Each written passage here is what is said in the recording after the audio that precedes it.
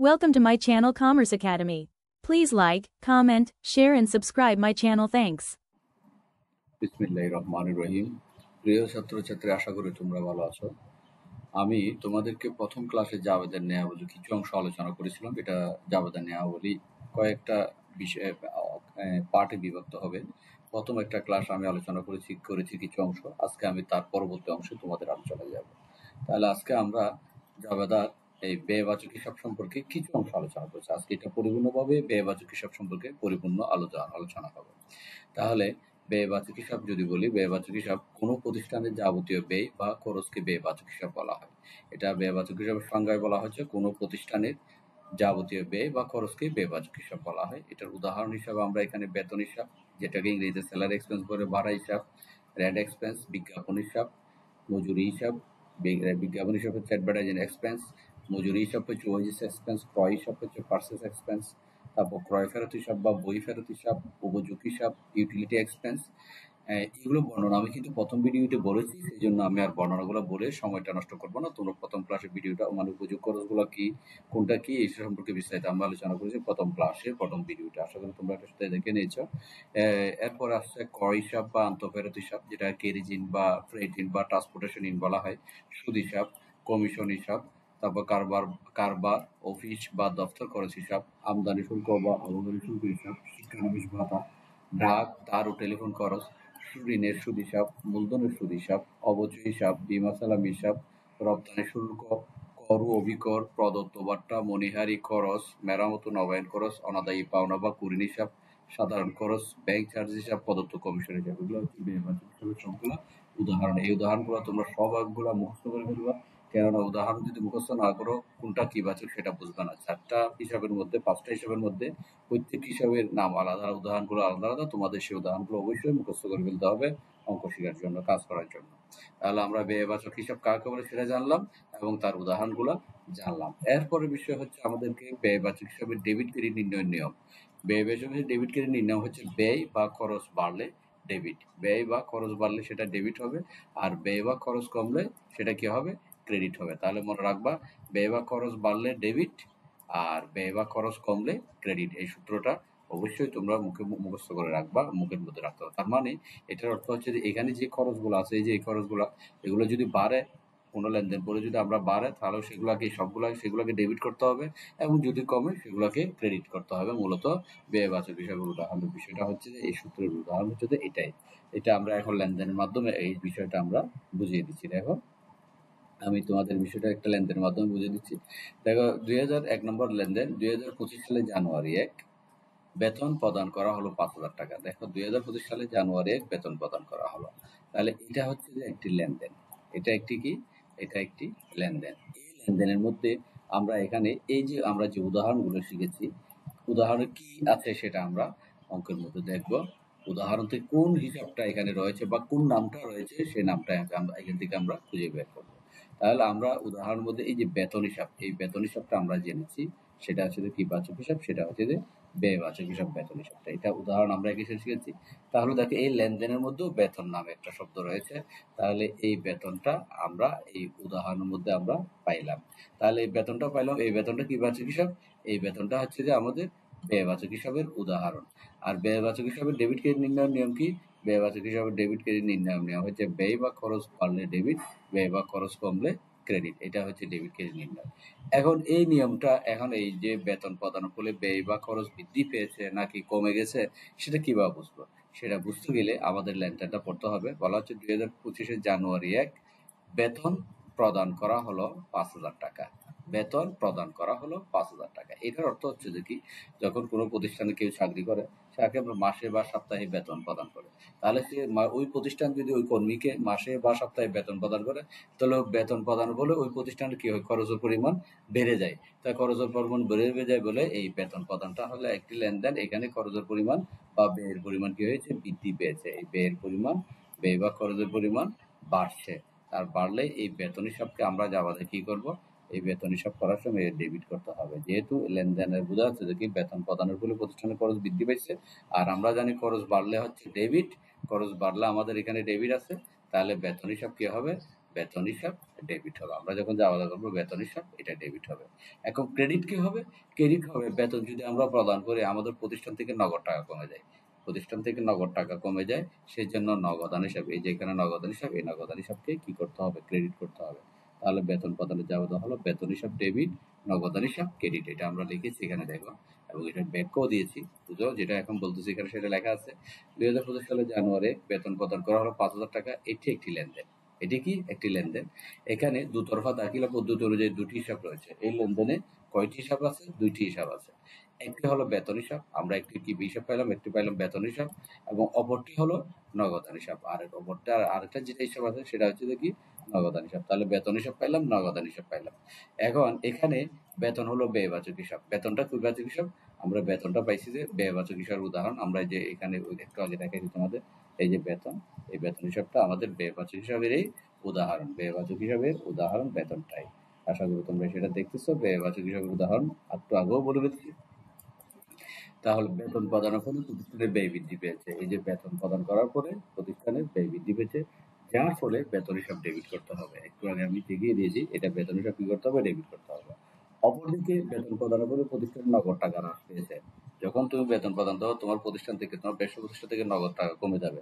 তাহলে নগদ টাকা কমে গেলে যার অর্থ হলো সম্পদ কমে যাচ্ছে, আর নগদ টাকাটা হচ্ছে সম্পত্তিবাচক হিসাবে। নগদ টাকা, প্রতিষ্ঠানের নগদ টাকা সম্পত্তিবাচক হিসাব, সেই জন্য নগদান হিসাবকে কি করতে হবে? ক্রেডিট করতে হবে। আমাদের নগদান হিসাব হবে কি? ক্রেডিট। যার ফলে জাবেদাটা তৈরি হচ্ছে কি? জাবেদাটা তৈরি হচ্ছে এই বেতন হিসাব ডেবিট। আমাদের তাহলে জাবেদাটা কি তৈরি হলো? বেতন হিসাব ডেবিট, নগদান হিসাব ক্রেডিট। এটা হচ্ছে জাবেদা। আর আমাদেরকে জাবেদা গড় রাখতে হবে। জাবেদা গড় রাখার জন্য এই যে সারিতে আছে 5টা কলাম হবে। তারিখ নামে একটা কলাম, এটা একটা কলাম তারিখ নামে। তারপর বিবরণ নামে একটা কলাম, খতিয়ান পৃষ্ঠা, খ বিস্ময়কর, ক একার বিস্ময়কর যে খতিয়ান পৃষ্ঠা, এটা নামে ছোট একটা কলাম হবে। ডেবিট টাকা এবং ক্রেডিট টাকা, 5টা কলাম। একটা কলাম, 2টা কলাম, 3টা কলাম, 4টা কলাম, 5টা কলাম। মূলত একটা জাবেদা করার জন্য 5টা কলাম তৈরি করতে হয়। আমি দেখিয়ে দিচ্ছি আবার। জাবেদা করার জন্য গড় আঁকাও আছে, তারপর দেখিয়ে দিচ্ছি। প্রথমত এই সারিটা এঁকে ফেলতে হবে। এই সারিটা আঁকার পরে 5টা কলাম তৈরি করতে হবে। যে তারিখ নামে একটা কলাম, যেটা আমাদের এই যে তারিখ লিখেছি। এরপরে বিবরণ, এই বড় ঘরটা, বিবরণটা সবসময় বড় ঘর হবে, এটা বিবরণ ঘর, যেটা হচ্ছে বিবরণ কলাম, 2টা কলাম। এরপর খতিয়ান পৃষ্ঠা, এটা ছোট্ট একটা কলাম, এটা হচ্ছে যে খতিয়ান পৃষ্ঠা, এটা লিখতে হবে। এরপর ডেবিট টাকা, ডেবিটের জন্য টাকার জন্য একটা কলাম টাকা লিখতে হবে, এবং ক্রেডিটের টাকার জন্য একটা কলাম টাকা লিখতে হবে। এই যে ডেবিট এবং ক্রেডিট, আমাদের যে স্কেল আছে স্কেলের সাইজ বরাবর রাখলে হবে ডেবিট ক্রেডিট। আর এটাও স্কেলের সাইজ বরাবর রাখতে হবে, এটা ছোট্ট করে রাখতে হবে। আর বাকি অংশটা বিবরণ, বিবরণ সবচেয়ে বড় কলাম হবে। এটা হচ্ছে জাবেদা করে। এখানে একটা জাবেদা মাত্র আমরা করেছি। তাহলে বেতন প্রদান করার ফলে কি হলো? বেতন হিসাব ডেবিট, বেতন হিসাব ডেবিট, ডট দিয়ে ডেবিট লিখতে হবে। নগদান হিসাব ক্রেডিট, ডট দিয়ে ক্রেডিট লিখতে হবে। আর এটার একটা ব্যাখ্যা দিতে হবে। ব্যাখ্যা হলো যেহেতু কমা নগদে বেতন প্রদান করা হলো, এটা নগদে প্রদান করা হলো। এখানে একটা বিষয় তোমাদের জানাচ্ছি। এখানে দেখো এই বেতন প্রদান করা হলো কতটা আছে। এখানে নগদও লেখা নাই, চেকও লেখা নাই, বাকিটাও লেখা নাই, কিছু লেখা নাই। এরকম বেতন প্রদান করা হলে বুঝতে হবে সেটা নগদে দিয়েছে। আর চেকে বললে তখন আমরা চেকেরটা দেখবো, বাকিতে বললে বাকিরা বুঝবো। হ্যাঁ, তখন বেতন বাকিয়া থাকলে তখন বকেটা বুঝবো। এখানে আরেকটা বিষয়, একটা নোট দিয়েছি দেখো, নগদ টাকা। এখানে কোথাও নগদ টাকা নাই। প্রদান করা মানে টাকাই দেওয়া। এটা হচ্ছে যে 5,000 টাকা দিছে, এটা টাকাই দিছে, সেই জন্য নগদ টাকাকে নগদান হিসাব বলে লিখতে হবে। আমরা জানি নগদ টাকাকে নগদ হিসাব বলে লিখতে হবে। নগদান হিসাব হলো একটি সম্পত্তিবাচক হিসাব, যেটা আমি শুরুতে আলোচনা করছিলাম। তাহলে বেতন প্রদানের জাবেদাটা আমরা শিখে ফেললাম নগদে। এরপর একসাথে আমরা বেতনটা যদি চেকে প্রদান করি, দেখো এখানে বেতন প্রদান করা হলো 5,000। আবার এখানে জানুয়ারি 3 তারিখে বেতন 10,000 টাকা চেকে প্রদান করা হলো। তাহলে এখানে কিন্তু বেতনটা কিভাবে প্রদান হচ্ছে, একটা চেক শব্দ উল্লেখ করা আছে। দেখো আমি হাইলাইট করতেছি চেক। আর এখানে কিছুই উল্লেখ ছিল না, এখানে প্রদান করা হলো বলছে, কিন্তু চেকও নাই, নগদও নাই। না থাকলে চেক, নগদ কিছু না থাকলে সেটা নগদ বলেই বিবেচনা করে এই নগদ হিসাব করতে হবে, ক্রেডিট করতে হবে, মনে রাখতে হবে। আর এটা যেহেতু চেকের কথা বিষয় আছে, চেকটা মূলত ব্যাংকেই জমা দিতে হয়, আর ব্যাংক থেকে টাকা কমে যায়, সেই জন্য বেতন চেকে প্রদান করে। এবার হচ্ছে চেকে প্রদান করলে কি হবে? আমরা তো বেতন তো জানি, বেতন ব্যয়বাচক, এরকম বেতনটা ডেবিটেই হবে। চেকে প্রদান করে চেকটা মূলত ব্যাংকেই দিতে হয় বিধায়, ব্যাংক থেকে চলে যায় বিধায়, যে ব্যবসায়ী মালিক ব্যাংক থেকে টাকা কমে যায় বলে, সেখানে এই নগদের জায়গায় আমরা চেককে ব্যাংক হিসাব লিখতে হবে। তাহলে নগদের জায়গায় লিখবো ব্যাংক হিসাব। দেখো এটা লিখছি কিনা, যে বেতন প্রদান করলে বেতন হিসাব ডেবিট, ব্যাংক হিসাব ক্রেডিট। তাহলে বেতন হিসাব ডেবিট না চেকে যদি প্রদান করে তাহলে আমরা খেয়াল করবো যে বিষয়টা মনে রাখতে হবে, বেতন যদি চেকে প্রদান করা হয় তাহলে অবশ্যই কি লিখবো, ব্যাংক হিসাব লিখতে হবে। আমি এখানে দিচ্ছি চেকে, এই চেকে যখন লিখবো এই ব্যাংক হিসাবটা লিখতে হবে, ব্যাংক হিসাব ক্রেডিট করতে হবে। ডেবিটটা তো ঠিক থাকবে, বেতন চেকে প্রদান করা হলে তাহলে আমরা কি করব, ব্যাংক হিসাব ক্রেডিট করবো, এটা মনে রাখবা। তাহলে আর নগদে প্রদান করলে এখানে নগদান হিসাব, যেটা আমরা 1 নম্বরে উপরে শিখেছি। তাহলে চেকে প্রদান করলে বেতন হিসাব ডেবিট, ব্যাংক হিসাব ক্রেডিট। আর ব্যাখ্যা হলো, যেহেতু বেতন চেকে প্রদান করা হলে এই ব্যাখ্যাটা লিখে দিব, আর টাকা ডেবিট 10,000 টাকা, আর ক্রেডিট সুদা, এই যে ক্রেডিট সুদা 10,000। সবসময় মনে রাখবে যে এই টাকাটা লেখার সময় এখানে যেটা ডেবিট করছো এই ডেবিট সুদা লিখতে হবে টাকাটা, আর এটা যেটা ক্রেডিট করছো ক্রেডিট সুদা টাকাটা লিখতে হবে, এটা মনে রাখবা। মানে গুছানো লিখতে হবে, আর তারিখটা তারিখের পরে এই যে এখানে তারিখ যেটা আছে তারিখটা তারিখ লিখে দিব। তাহলে আমরা বেতন নগদ এবং চেকে জানলাম।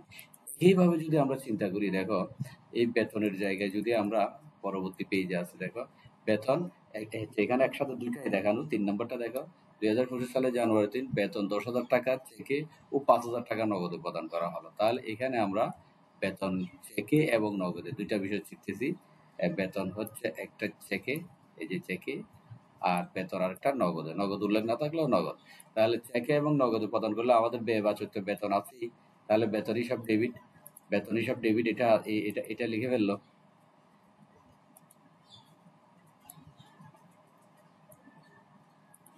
এই যে বেতন, যেহেতু এটা ব্যয়বাচক হিসাব বৃদ্ধি পেয়েছে, বেতন হিসাব ডেবিট, এটা হয়ে গেল।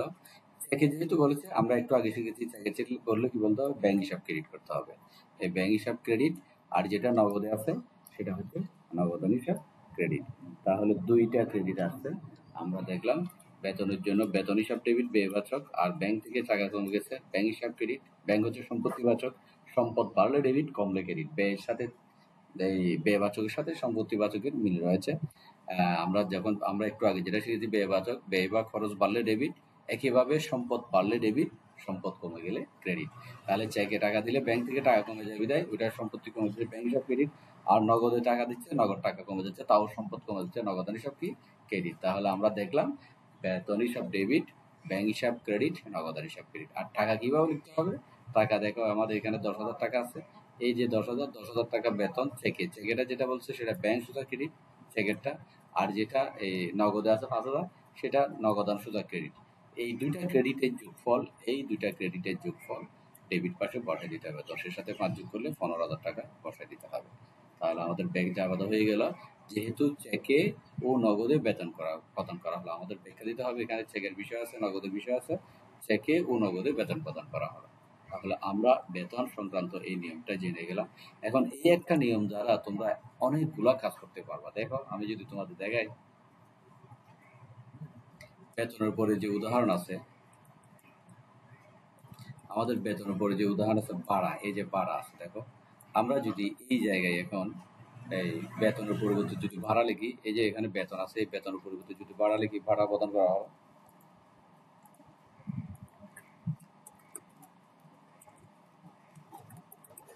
ভাড়া। তাহলে এখানে বেতনের পরিবর্তে যদি ভাড়া লেখা হয় তখন কি হবে,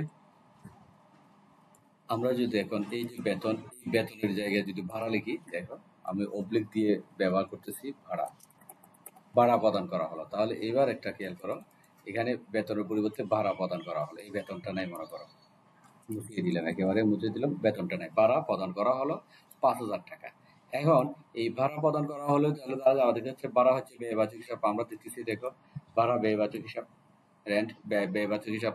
তাহলে একই নিয়মে একটু আগে আমরা বেতন দিয়ে কাজ করেছি, বেতন হিসাব ডেবিট করেছি, এখন আমরা ভাড়া হিসাব ডেবিট করবো। কেননা ভাড়া প্রদান করলে প্রতিষ্ঠানের ব্যয় পরিমাণ বৃদ্ধি পায়, ব্যয় বাড়লে কি হবে, ব্যয় বা খরচ বাড়লে ডেবিট হবে। তাহলে ভাড়া হিসাব ডেবিট, তাহলে এটা জার্নালটা আমাদের কি হচ্ছে, এখানে আমাদের জাবেদাটা হবে। আমি যদি দেখাই তোমাদের, এই যে বেতনের পরিবর্তে আমাদের এখন এখানে লিখতে হবে ভাড়া হিসাব ডেবিট, ভাড়া হিসাব ডেবিট, আর নগদান হিসাব ক্রেডিট, সবগুলাই ঠিক আছে। এখানে যেহেতু নগদে ভাড়া প্রদান করা হবে, বেতনের জায়গায় নগদে ভাড়া প্রদান করা হলো, তাহলে উত্তর হয়ে গেল ভাড়া হিসাব ডেবিট, নগদান হিসাব ক্রেডিট। হ্যাঁ, আর ব্যাখ্যা হবে যেহেতু নগদে ভাড়া প্রদান করা হলো, আর টাকা কত 5,000, 5,000 ডেবিট বসে গেল, 5,000 ক্রেডিট করে গেল। তাহলে এখন আমরা ভাড়াটা জানলাম, ভাড়া নগদে প্রদান। একইভাবে ভাড়াটা যদি চেকে প্রদান করি পরবর্তী এন্ট্রিতে, এই ভাড়া এখানে কি আছে, চেকে প্রদান, ভাড়া, এখন বেতনের পরিবর্তে ভাড়া লিখো, ভাড়া ভাড়া 10,000 টাকা চেকে প্রদান। তাহলে চেকে প্রদান করলে ভাড়া এটা ব্যয় বাচক হিসাব। আমরা উদাহরণ একটু আগে শিখেছি, বেতনের পাশে ভাড়া আছে। তাহলে এখানে কি লিখবো? এখানে বেতনের পরিবর্তে কি লিখবো? ভাড়া হিসাব লিখবো। ভাড়া হিসাব ডেবিট, ব্যাংক হিসাব ক্রেডিট। এখানে চেকে ভাড়া প্রদান করা হলো। ব্যাখ্যা হবে সাথে চেকে ভাড়া প্রদান করা হলো। তাহলে ভাড়া দিয়ে আরেকটা জাবেদা হয়ে গেল।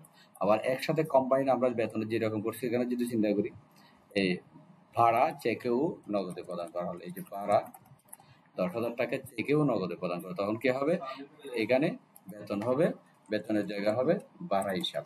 এই ভাড়া হিসাব ডেবিট, ব্যাংক হিসাব ক্রেডিট, নগদান হিসাব ক্রেডিট। তাহলে আমরা এই ভাড়া দিয়ে আরেকটা হিসাব করেছি। এইভাবে যেহেতু চেকে ও নগদে ভাড়া প্রদান করা হলো, ভাড়া প্রদান করা হলো, তাহলে একটা বিষয় শুধু শব্দ চেঞ্জ করে দিয়েছি, বেতনের জায়গায় ভাড়া, বেতনের জায়গায় ভাড়া দিয়ে নতুন আমাদের জাবেদা আবার 3টা জাবেদা করে ফেলছি একসাথে।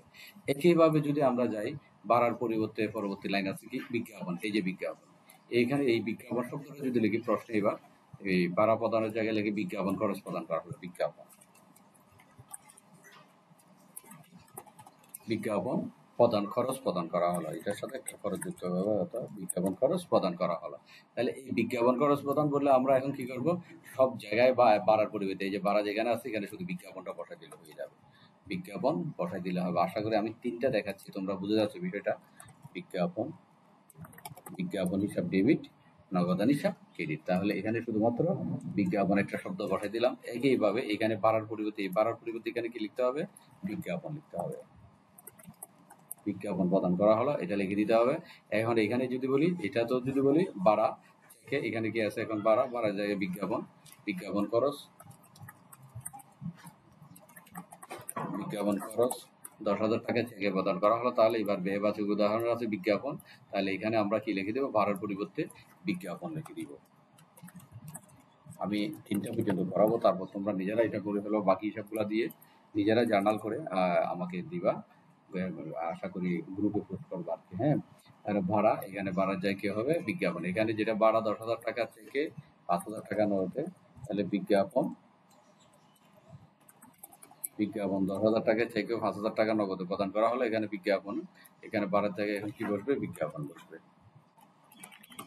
বিজ্ঞাপন হিসাব ডেবিট, ব্যাংক হিসাব ক্রেডিট, নগদান হিসাব ক্রেডিট। আশা করি তোমরা বুঝে গেলে বিজ্ঞাপন সংক্রান্ত। তাহলে আমি 3টা হিসাবের উদাহরণ নিয়ে 3টা করে 3 3 9টা আমি জার্নাল তোমাদের তৈরি করে শিখালাম। একইভাবে মজুরি প্রদান করা হলো, এটা ক্রয় হিসাব দিয়ে প্রদান করা, এটা সেন্টেন্স হবে, এটা আমি আলাদা করে বলবো।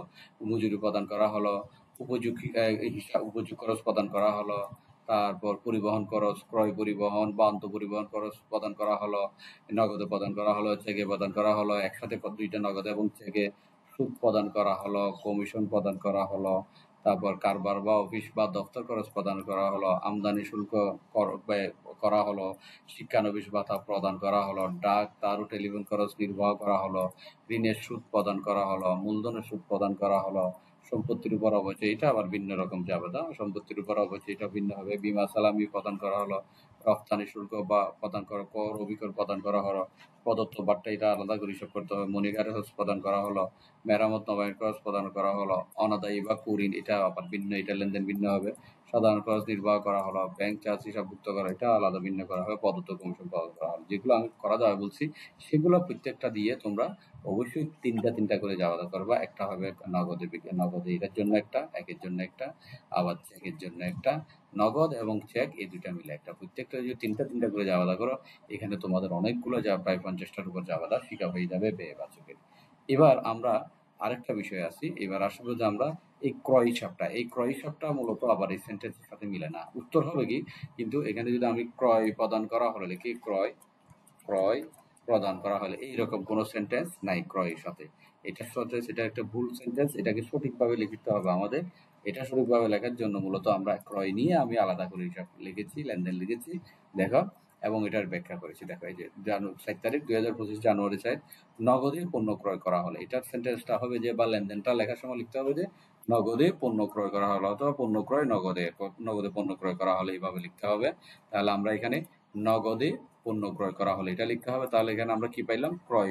আমরা একটা হিসাব পেলাম যেটা আমাদের ব্যয়বাচকের উদাহরণ। ক্রয়টা আমরা ব্যয়বাচক উদাহরণ শিখেছি বা এখন দেখিয়েছি ব্যয়বাচক। এই উত্তর রেখেই ব্যয় বাড়লে ডেবিট, নগদে পণ্য ক্রয় করলে ব্যয়ের প্রতিষ্ঠানে ব্যয় বৃদ্ধি পায়, তাই ব্যয় ক্রয় হিসাব ডেবিট, আর নগদ টাকা কমে গেছে নগদান হিসাব ক্রেডিট। শুধুমাত্র এখানে লেনদেনের লেখাটা ভিন্ন হবে, উত্তর কিন্তু একই।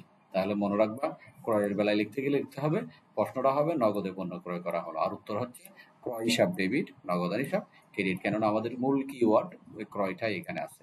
তাহলে ক্রয় সংক্রান্ত বিষয়টা আমরা আর একটু যদি যাই, তাহলে ক্রয়ের বিষয়টা আমরা গেলাম, এই যে নগদে পণ্য ক্রয় করা হলো, আমরা এটা এখন জানলাম। ৩,০০০ টাকা ক্রয় হিসাব ডেবিট, নগদান হিসাব ক্রেডিট। একইভাবে চেকে পণ্য ক্রয় করা যায়, এটা চেকে পণ্য করা যায়। এখানে আমি ক্রয়ের সাথে ক্রয় ফেরতের, যেহেতু নগদে পণ্য ক্রয়, অনেক সময় মাল যদি কিনে মাল যদি খারাপ দেয় সেটা আবার কি করতে হয়, ফেরত দিতে হয়। এটার সাথে আমি ক্রয় ফেরতের বিষয়টাও একসাথে লিখে ফেলছি, মুখস্থ করে ফেলবা, তাহলে সহজেই শিখে মনে থাকবে সেটা। ২০২৫ সালে জানুয়ারি 5 নগদে নগদে ক্রয়কৃত পণ্য ফেরত দেওয়া হলো। এখানে পণ্য দুইবার পড়ছে, নগদে ক্রয়কৃত পণ্য ফেরত দেওয়া হলো। আমি ওয়ার্ড ফাইলে যাই, নগদে ক্রয়কৃত পণ্য, এখানে এই পণ্য শব্দটা হবে না।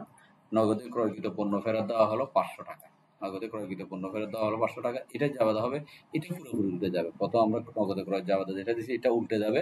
উল্টে যাওয়া শব্দের অর্থ, যেটা ডেবিট আছে, ক্রয় হিসাব ডেবিট আছে, এটা ক্রেডিট করতে হবে, আর নগদান হিসাব ক্রেডিট আছে সেটা ডেবিট করতে হবে। তাহলে দেখো, আর একটু করে পরিবর্তন দেখাতে হবে ক্রয় ফেরতের বেলায়। দেখো, এই যে নগদ ক্রেডিট আছে, নগদান হিসাব ক্রেডিট, পুরোপুরি নগদান হিসাব ডেবিট চলে আসছে।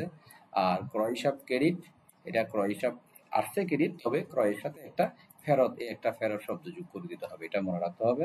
ক্রয় ফেরতের বেলায় উল্টে যাবে, এটা ঠিক, ডেবিটটা ক্রেডিট, ক্রেডিটটা ডেবিট হবে, তবে ক্রয়ের সাথে আরেকটা ফেরত শব্দ যোগ করতে হবে, ক্রয় ফেরত হিসাব। যেখান থেকে ব্যয়ের পরিমাণ হ্রাস পেয়েছে, এখানে একটু আগে ব্যয় পরিমাণ বৃদ্ধি পেয়েছে, পণ্য ক্রয়ের পর আবার ফেরত দিলে ব্যয়ের পরিমাণ হ্রাস পেয়েছে, ব্যয়ের পরিমাণ হ্রাস পেলে হচ্ছে যে ক্রেডিট, সেই জন্য এখানে লেখা আছে ব্যয়ের পরিমাণ হ্রাস পেয়েছে। নগদ আর সম্পদের পরিমাণ বৃদ্ধি পেয়েছে, নগদ টাকা চলে আসছে আবার। আগে যখন মাল কিনছি নগদ টাকা চলে গেছে, তাই ক্রেডিট হয়েছিল। এখন মাল আবার ফেরত দেওয়ার পরিপ্রেক্ষিতে টাকাটা আমি ফেরত নিলাম, নগদ টাকা বৃদ্ধি পাইছে, ব্যয়ের পরিমাণ হ্রাস পাইছে, যেহেতু নগদে ক্রয়কৃত পণ্য ফেরত দেওয়া হলো। তাহলে আমরা ক্রয় ফেরতের জার্নালটা জানলাম। এখন এই নগদের জায়গায় আমরা চেকে লিখতে পারি, বাকিতে লিখতে পারি, ওইগুলো আসবে। দেখো, এই যে ২০২৫ সালে ২০২৫ জানুয়ারি 5 চেকে পণ্য ক্রয় করা হলো। তাহলে এবার চেকে পণ্য ক্রয় করলে এইখানে শুধুমাত্র এই নগদের জায়গায় ব্যাংক হিসাব লিখতে হবে। তাহলে ক্রয় হিসাব ডেবিট, ব্যাংক হিসাব ক্রেডিট। দেখো নিচে আছে জার্নালটা, এই যে ক্রয় হিসাব ডেবিট, ব্যাংক হিসাব ক্রেডিট। আশা করি তোমরা এটা পেয়ে গেলে, বুঝে গেলে। এরপর যদি আমরা আসি, তাহলে এটার যদি আবার ফেরতের বিষয় করতে যাও, বা এটা যদি ফেরত করতে যাও, এটা উল্টে যাবে, এটার মতোই উল্টে যাবে। এই ব্যাংক হিসাবটা, এটা আবার লিখি নাই আমি, ব্যাংক হিসাবটা হবে ডেবিট, আর ক্রয় ফেরত হিসাবটা হবে ক্রেডিট। নিজেরা করে ফেলবে সেটা। এটা থেকে পণ্য ক্রয়কৃত পণ্য যদি ফেরত দেওয়া হয় এটা। এরপর আসো বাকিতে, পণ্য ক্রয় আবার বাকিতেও করা যায়, ক্রয় নগদে করা যায়, চেকে করা যায়, বাকিতে করা যায়। বাকিতে করলে কি হবে, বাকিতে অথবা ধারে, এটা দুটো শব্দ থাকে অঙ্কের মধ্যে, বাকিতে থাকে অথবা ধারে। ধারে পণ্য ক্রয় এভাবে থাকে, এই শব্দও থাকতে পারে। এই ধারে ধারে পণ্য ক্রয় এভাবে লেখা থাকতে পারে, অথবা বাকিতে পণ্য ক্রয় এভাবে লেখা থাকতে পারে, যে কোনো একটা থাকতে পারে। তাহলে বাকিতে হলে তখন কি হবে, ক্রয় তো ঠিকই আছে, পণ্য ক্রয় ক্রয় করা হচ্ছে, ব্যয়ের পরিমিতি, ক্রয় হিসাব ডেবিট, এটা ঠিক আছে। এর সাথে ক্রেডিট হবে। বাকিতে যদি মাল কিনে পাওনাদার বৃদ্ধি পায়, বাকিতে মাল কিনলে কি বৃদ্ধি পাবে, পাওনাদার বৃদ্ধি পাবে। এই পাওনাদার হচ্ছে একটি দায়বাচক হিসাব। পাওনাদার হিসাব, দায়বাচক হিসাব। আমরা যখন দায়বাচক নিয়ম জানবো, এটা ডেবিট ক্রেডিট জানবো। আপাতত আমি এখানে যতটুকু বলে ততটুকু মনে রাখো। দায় বৃদ্ধি পাইলে ক্রেডিট, হ্রাস পাইলে ডেবিট। আমার সাথে বলো মুখে মুখে, দায় বৃদ্ধি পাইলে ক্রেডিট, হ্রাস পাইলে বা কমে গেলে ডেবিট।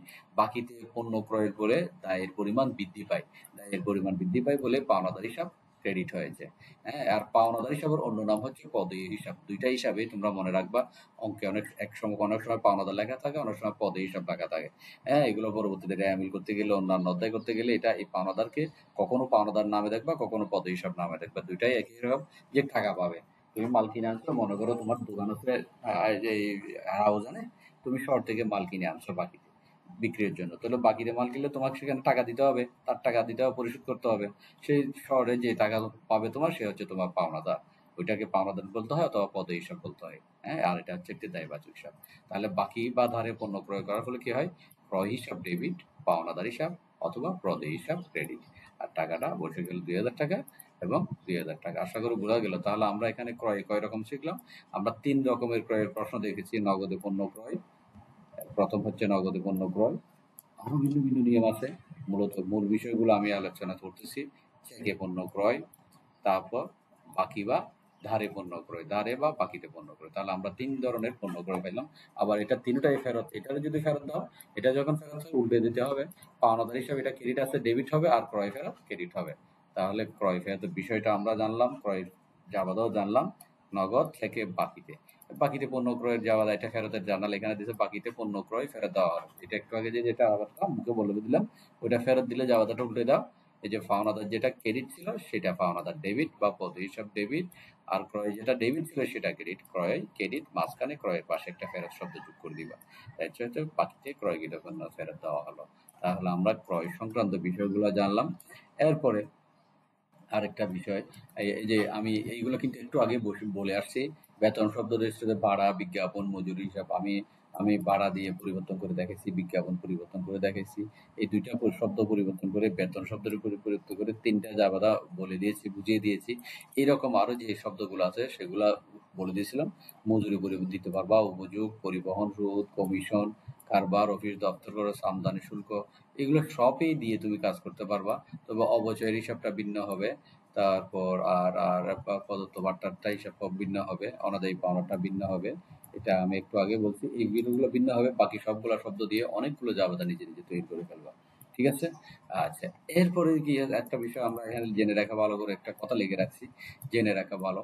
খরচটি যদি নগদে সংগঠিত হয়, আমরা খরচ যখন নগদে সংগঠিত হয়, প্রতিষ্ঠানের নগদ টাকা ইংরেজি হচ্ছে ক্যাশ, সম্পদ কমে যায় বলে নগদান হিসাব ক্রেডিট করতে হয়। যদি খরচ নগদ হয়, নগদান হিসাব ক্রেডিট করতে হবে। খরচ যদি চেকের মাধ্যমে সংগঠিত হয়, এগুলো মূলত এখন সংক্ষেপ কথা লিখেছি। চেকের মাধ্যমে সংগঠিত হয় তাহলে প্রতিষ্ঠানে ব্যাংক থেকে টাকা কমে যায় বলে ব্যাংক হিসাব ক্রেডিট করতে হবে। ব্যাংকও একটি সম্পত্তি বার্ষিক হিসাব, ব্যাংক হিসাব ক্রেডিট করতে হবে। এটা গেল। এরপর খরচটা যদি বাকিতে সংগঠিত হয়, আমরা যদি বাকি একটু আগে দেখলাম বাকিতে ক্রয়, তাহলে প্রতিষ্ঠানের দায় বৃদ্ধি পাইলে বিবিধ পাওনাদার হিসাব বা পদ হিসাব ক্রেডিট করতে হয়। তাহলে এখানে নগদান, ব্যাংক, পাওনাদার কখন কি হবে, ৩টা সম্পর্কে আমরা ৩টা লাইনের মধ্যে সেটা বুঝিয়ে দিয়েছি। এটা মুখস্থ করে ফেলবা। ইতিমধ্যে আমরা সেটা আলোচনা করছি। এখানে মূলত সংক্ষেপ কথাটা আবার নিয়ে আসছি। এরপর ক্রয় সংক্রান্ত আরো কিছু কথা এখানে বললে নয়।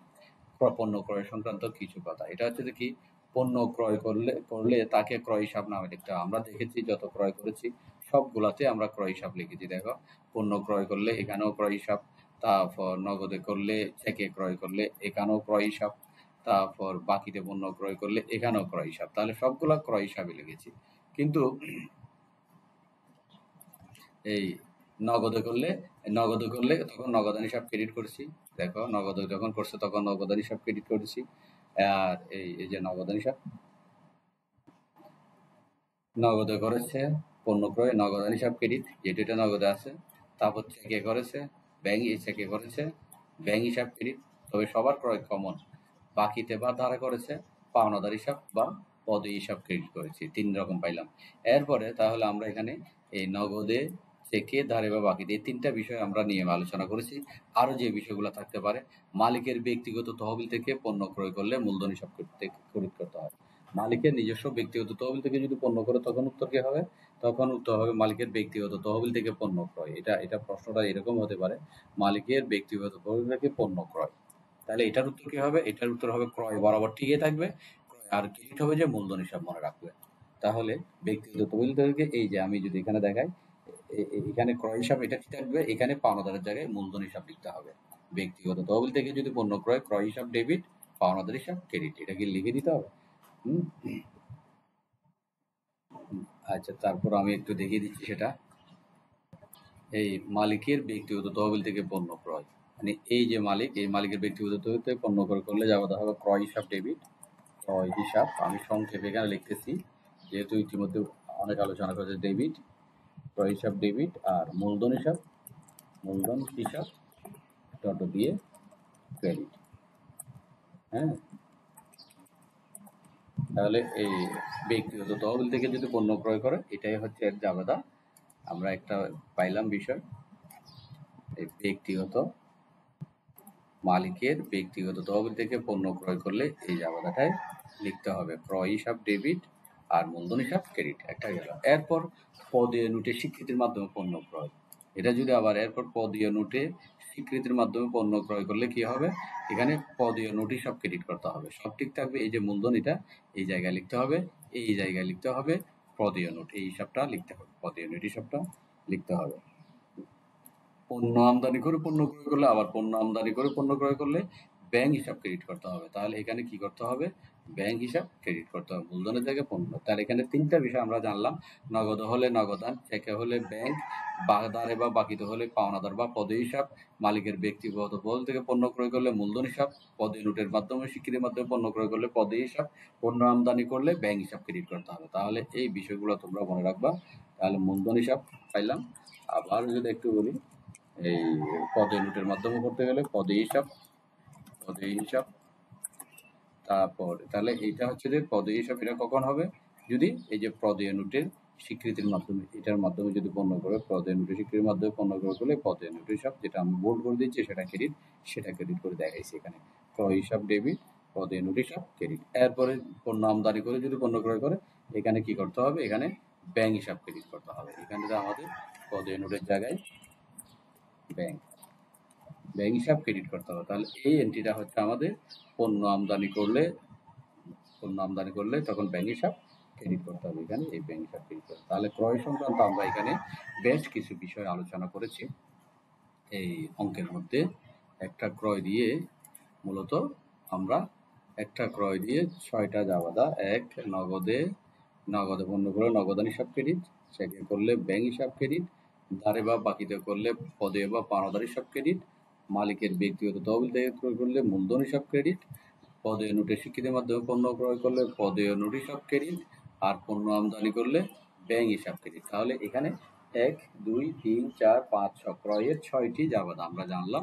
আর প্রত্যেকের কমন শব্দ ডেবিট হবে যে ক্রয় হিসাব, এটা ডেবিট করে ক্রেডিট কি কি করতে হবে, এই নগদ হলে নগদান ক্রেডিট, চেক নগদ হলে নগদান ক্রেডিট, চেক হলে ব্যাংক ক্রেডিট, বাকিতে হলে পাওনাদার ক্রেডিট, ব্যক্তিগত তহবিল থেকে মূলধন ক্রেডিট, পদীয় নোটের স্বীকৃতির মাধ্যমে হলে পদীয় নোট ক্রেডিট, পণ্য আমদানি করলে ব্যাংক হিসাব ক্রেডিট। মূলত ক্রয় সবার জন্য কমন, এটাই মনে রাখবা, ক্রয়টা সবার জন্য, ক্রয় হিসাব সবার জন্য কমন। তাহলে আমরা ক্রয় এইসব আলোচনা করলাম। এরপরে আমরা আরো কিছু এটা আলোচনা করি, আরো কয়েকটা জার্নাল আলোচনা করে আমরা যেটা কাজ শেষ হয়ে যাবে।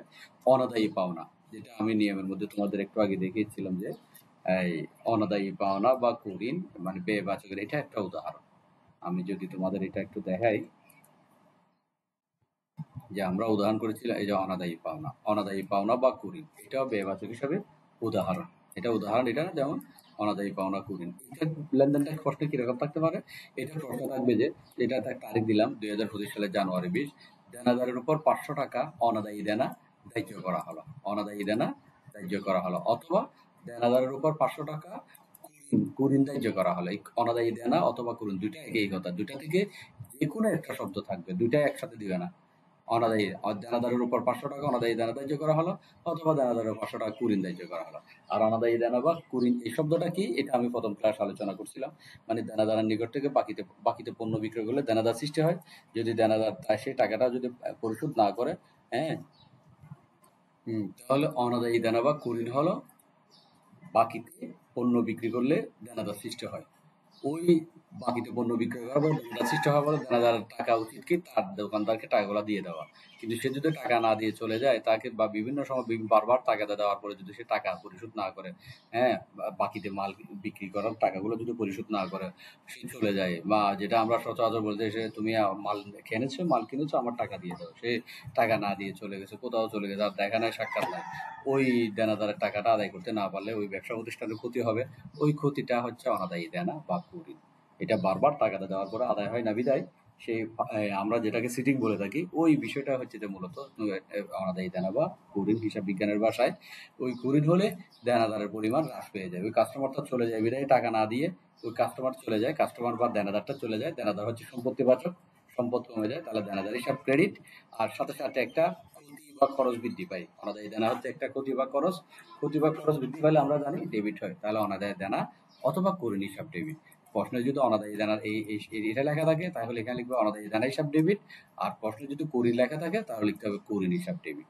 তাহলে বোঝা গেল অনাদায়ী দেনা ধার্য হলে যা বাধা হবে অনাদায়ী দেনা ডেবিট, বিবিধ দেনাদার হিসাব ক্রেডিট। মুখস্থ করে ফেলবে এটা, যেহেতু অনাদায়ী দেনা হিসাবভুক্ত করা হলো। এটা গেল। এদিকে এটা দ্বারা ব্যয় বৃদ্ধি পাইছে, এটা দ্বারা ব্যয় বা ক্ষতি বৃদ্ধি পাইছে, এটা দ্বারা সম্পদের পরিমাণ হ্রাস পাইছে। এরপর আরেকটা দিছে অবচয়। অবচয়ের বিষয় আমরা এখানে দেখেছি, এই যে অবচয় আছে। কোথায় দেখতেছি না কেন? এই যে অবচয়, অবচয় হিসাব। এই অবচয় এটা কি? অবচয় হচ্ছে সম্পত্তি ব্যবহার করার ফলে নির্দিষ্ট সময় একটা, মনে করো তুমি একটা মোবাইল নিছো, আমি মোবাইলের উদাহরণ দিয়ে তোমাদের বিষয়টা বুঝি। 10,000 টাকা দিয়ে একটা মোবাইল নিছো, 5 বছর ব্যবহার করছো, তাহলে এটা কি আর 5 বছর পরে কেউ 10,000 টাকা দিয়ে নিবে? এটা মনে করো তুমি 1,000 টাকা বিক্রি করছো, 10,000 টাকা দিয়ে মোবাইল নিছো, 5 বছর ব্যবহার করছো, পরে এটা 1,000 টাকা দিয়ে একজনের কাছে বেঁচে দিছো, তাহলে তোমার কত ক্ষতি হইলো? হতো ক্ষতি হইলো তোমার 10,000 থেকে 1,000 বাদ দিলে 9,000। এই যে 9,000 টাকাটা মোবাইলের দামটা কমে গেল, সেটাই হয়তো হিসাব বিজ্ঞানের ভাষায় অবচয়। তাহলে অবচয়ের দ্বারা সম্পদের পরিমাণ হ্রাস পায়, আর অন্যদিকে খরচ বা ক্ষতি বৃদ্ধি পায়। অবচয় হচ্ছে একটি ব্যয়বাচক হিসাব, অবচয়ের কারণে ব্যয়ের পরিমাণ বৃদ্ধি পায়। তাহলে ব্যয়ের পরিমাণ বৃদ্ধি পাইলে ডেবিট, অবচয় হিসাব ডেবিট। যে সম্পদের উপর অবচয় হয় সেই সম্পদ ক্রেডিট। যদি আসবাবপত্র হয়, এখানে আসবাবপত্র ক্রেডিট লিখতে হবে। যদি দালান কোঠা হয়, দালানের ক্রেডিট করতে হবে। তাহলে অবচয়ের যাবাদা অবচয় হিসাব ডেবিট, আসবাবপত্র বা সম্পত্তি, যে সম্পত্তির উপর অবচয় হয় সেটা ক্রেডিট করতে হবে। এটা আবার অন্যভাবে লেখা যায়, আসবাবপত্র অবচয় হিসাবভুক্ত করা হলে এটাও যাবাদা দেওয়া যায়। এটা একটা সনাতন যাবাদা, এটা একটা আধুনিক যাবাদা আছে, অবচয় হিসাব ডেবিট। পুঞ্জীভূত অবচয়, অবচয় সঞ্চিতি বা পুঞ্জীভূত অবচয় হিসাব ক্রেডিট। তুমি এটাও মুখস্থ করতে পারো অবচয়ের জন্য, আর এটাও মুখস্থ করতে পারো। তাহলে অবচয় হিসাব ডেবিট, অবচয় সঞ্চিতি বা পুঞ্জীভূত অবচয় হিসাব ক্রেডিট। টাকাটা 1,000 টাকা, বসে যাবে 1,000 1,000। তাহলে অবচয়ের যাওয়াটা আমরা জানলাম, লেনদেনটা দেখলাম, উত্তরটা আমরা শিখে ফেলবো। এটাও শিখে ফেলবো, এটাও শিখবো, দুটা থেকে যে কোনো একটা লিখলে হবে। এরপর এই ব্যয়বাচক। তাহলে আমাদের সম্পত্তিবাচক চলে আসছে, ব্যয়বাচকের হিসাবগুলো আমরা শেষ করলাম এই পর্যন্ত। আশা করি তোমরা এই ক্লাসটা ভালো করে ফেলবে, এর আগের ক্লাস এবং এই ক্লাসটা করলে ব্যয়বাচকের সকল যাবতীয়গুলো সহজেই তোমরা করতে পারবা। ওকে, ভালো থাকো, আল্লাহ হাফেজ।